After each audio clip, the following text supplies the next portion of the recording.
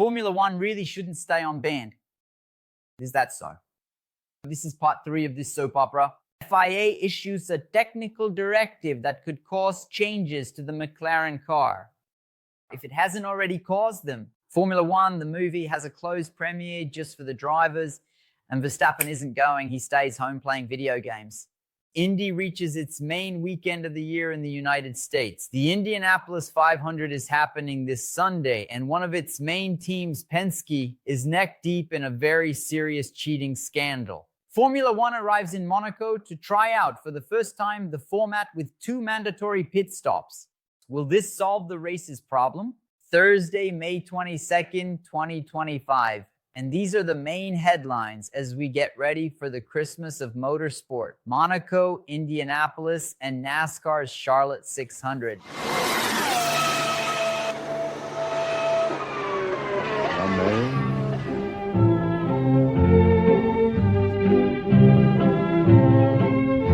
The FIA issued a technical directive clarifying, explaining a section of the regulations, not a rule change, but rather a clarification like, hey, this is what I meant by the rule, okay? Everyone got that? There are 2 technical directives, one of them about the so-called skid blocks, which are those blocks that allow the car to scrape against the asphalt. They are very important in ground effect cars, like the current ones, which tend to run very low, and the FIA clarified the rule to prevent anyone from trying to be clever by pretending not to understand, since the rule might not be very specific and running lower than allowed. The second clarification, and the most important one, the main focus of everyone's attention, has to do with devices and methods for controlling the temperature of tires, brakes, and wheels. This technical directive was in response to questions sent by Red Bull to the FIA asking for clarification of the rule, not about something Red Bull was doing, but about something they suspect McLaren was doing. I already explained this in a short earlier, but anyway, what exactly was McLaren supposedly doing? Well, it's forbidden to use liquid to cool the brakes, but they were supposedly using liquid in the construction of the wheel drum, the drum where the wheel fits in, making it like a double wall, similar to a filled Easter egg, which was the example I used in the earlier video. Why? You might ask me. So a former McLaren employee wrote a doctoral thesis on heat conduction in various materials and so on. And in one section, he mentions that it's well known that various substances such as water have temperature stability between phases. What do I mean? While water in a pot, for example, is heating up, transitioning from liquid to vapor, it reaches 100 degrees and stays there until all the water boils. And then, having turned into vapor, it rises by 100 degrees. McLaren's idea would be, though we don't know for sure, to use this property and put in a liquid that would maintain the temperature without exceeding the desired level. How much? I don't know, whatever they decided over there, and put that liquid inside these double walls, because the brake disc at 600, 700, 800 degrees, being so close to the wheel and therefore to the tire, can conduct heat to the rubber and then make controlling that temperature go out the window.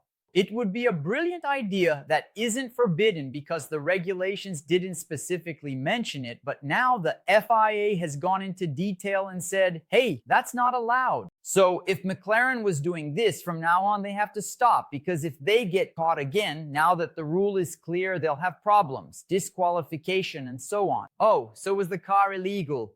It wasn't illegal because it wasn't forbidden. If it's not forbidden, it's allowed. Now that the rule has been clarified, from now on you have to be careful, because otherwise there will be disqualifications. Red Bull is famous for doing this kind of thing and did it with Ferrari in 2019. They kept asking questions about that strange engine that didn't really concern them or their own engine. They just wanted to know if by any chance Ferrari was doing something, so that the FIA would then close the loopholes, the gaps in the rules. Oh, but what a lousy rule. It's like this in every sport. The regulator makes the rules, and then the engineers, the athletes, start thinking of ways to get around them. McLaren in turn says that nothing has changed on the MCL39, their car for this year, and that their underperformance at Imola was due to track conditions, temperature, tire degradation, and so on. We need to keep an eye on things. Monaco is a bit of an unusual track, but let's see what might happen in Barcelona, and then after that in Canada. If McLaren really does show a drop in performance, then maybe they were actually caught doing something that is no longer allowed. Adrian Newey appeared this weekend for the first time wearing Aston Martin green, his new home, and Andy Cowell, the team principal, clarified things. We asked him to focus on the 2026 car, but of course at lunchtime we also asked him what he thinks about the 2025 one. He replied in this joking tone, but of course there must be some truth to it.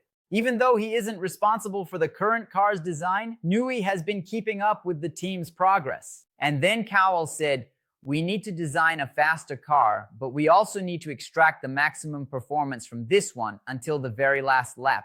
And Newey's creativity and vision will absolutely help everyone on the team. I mentioned this in the last live. Aston Martin is going to spend 100% of this year's time on this car to calibrate their factory tools, which need to have the highest possible fidelity between what happens on the track and what they measure in the wind tunnel and CFD, because that is what can really help in designing next year's car. So the AMR25, this season's car, will undoubtedly be a huge laboratory, not for parts for next year since nothing can be carried over, but for Aston Martin's factory tools, especially since the wind tunnel is new. And he added, "This weekend Neil, is here to see how we operate in a race environment, how we optimize the car, how we use different strategies." So having his experience and perspective to see what's working and what isn't helps us set our priorities to evolve as a team.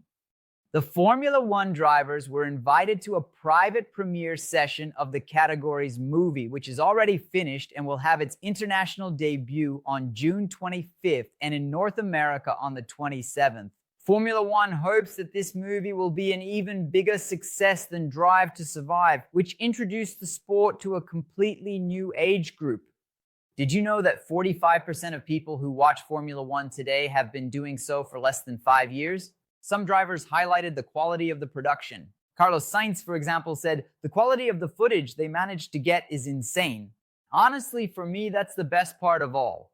The film is directed by Joseph Kosinski, who also directed Top Gun Maverick, and it basically tells the story of a former driver, Brad Pitt, who is called in to bring order to a struggling team with a rookie driver. The rookie driver is named Joshua Pierce, played by Damson Idris. The film also features Javier Bardem playing the role of team principal, and to me, he looks just like Papa Lawrence. Several drivers praised it. Oliver Behrman said Brad Pitt did his homework in preparation, and in fact, he took a driving course so he wouldn't say or do anything wrong. Christian Horner, who was a driver up to Formula 3000 and is now the head of Red Bull, highlighted the authenticity of the production, and Lewis Hamilton served as a consultant to ensure greater realism and avoid too much nonsense like that Stallone movie, remember? But the premiere had one absence. Max Verstappen didn't go and said, "I already spend too much time away from home, so I prefer to stay with my family." I can't blame him. He has a newborn daughter, spends most of the year traveling, and the race is in Monaco, which is his home, so he wouldn't be staying at a hotel anyway. I would have stayed home too. For the first time, Monaco will have a different rule regarding Formula One pit stops. There will be 2 mandatory pit stops in an attempt to make the race more exciting. There will be 78 laps, as is traditional in Monaco, and in addition to the 2 mandatory pit stops, alternating tire compounds will also be required. In other words, you have to use all 3 types: hard, medium, and soft. The drivers Lando Norris, Max Verstappen, and Carlos Sainz each said in their own words that this could turn the race into a lottery, spice up the competition a bit more, and make it easier for a surprise winner to emerge. And I'll go further. Don't rule out the possibility of someone making a pit stop on the first lap, another on the second lap, and a pit stop on the third lap, then going to the end with the same set of tires, trying to run the whole time without traffic. I think we might see some strategic craziness. And there are definitely some very smart people in front of computers right now simulating thousands of scenarios. On the morning of this Monday, a piece of news shook Indy. The number 2 car from Team Penske, driven by Joseph Newgarden and his teammate number 12, Will Power, lost their lap times but not their spots on the grid, and will start from the very back of the 33 cars competing in the Indianapolis 500, the most important race in the American Series. Additionally, 2 team officials from the strategy department were fired. The reason? an illegal modification to the attenuator. Some people have been calling it a shock absorber, but that's not correct. That's what happens when you let artificial intelligence do the translating. So it's a rear impact attenuator. The attenuator is a part designed to reduce the G-force from impacts at the rear of the car. This part with that name is basically the crash structure, the anti-impact structure, which is also found in Formula One cars at the front, at the rear, and on the sides of the cockpit. And I'll put the image up on the screen for you. It has 2 carbon fiber layers in its construction. What Penske did was use a Makita or something similar to remove that step so it wouldn't create friction. After all, at over 380 kilometers per hour in Indianapolis, you don't want any little notches or edges sticking out to create drag.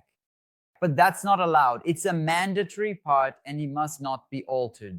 It's a major scandal because it's one of the top teams in the series and it belongs to the owner of Indy. Roger Penske isn't just the owner of his team. He owns Indy, he owns the oval, he owns everything.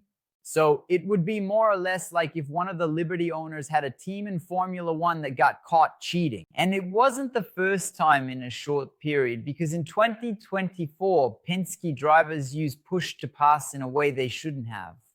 The software was tampered with. It would be more or less like a Formula One team opening the DRS outside the allowed zones because push to pass gives about 50 extra horsepower to the engine. A major scandal just days before the category's main event of the year. By the way, just letting you know, as soon as our broadcast on the other channel ends, I'm going straight to the TV to watch, and then I'll be back for our 6 o'clock live because I never miss the Indy 500. Speaking of which, tomorrow there will already be cars on track. 8:30 in the morning is the first free practice, and at noon, the second session. At the end of the afternoon, I'll be back with our Friday video. Saturday, 7:30 in the morning, the third free practice session. At 11, qualifying. As soon as it's over, I'll make our video. It'll be out around mid-afternoon as quickly as possible, but I'm just one person. And on Sunday at 10 in the morning, the start of the Monaco Grand Prix, but 15 minutes earlier at 9:45, we'll start our parallel broadcast as a second screen on another channel. I'll be on commentary. The race will be narrated for us by Matthias Furlan, and from Monaco, following everything on site and bringing us updates, Giuliana Cerasoli will join us for the second time. She already took part in the last round at Imola. You all really liked it. She brings a lot of insights. It truly adds a lot. Are you already following Julian's channel? I'll leave the link down below in the description. She does an amazing job on YouTube and Instagram, and now I'm so proud to say she's a partner of the channel. Once the race is over, the checkered flag drops, we wrap up, and I'll see you again at 6 o'clock for our post-race live, reading your questions, your super chats, and sharing our usual laughs. This week, on Tuesday, the episode is about the forgettable figures in Formula One history. Pierre-Henri Raffinel, Claudio Langes, Alan Berg, Andrea Montemini, Gary Brabham, Joachim Winkelhock. Remember them? No, because they were the forgettable ones. Some of them, in fact, had great results in other categories. On Wednesday, a short but great story about the 1982 Indy 500, an electrifying finish. Since we're in the week of the 500 miles, you can take advantage and watch these videos all the way up to race Sunday, all right?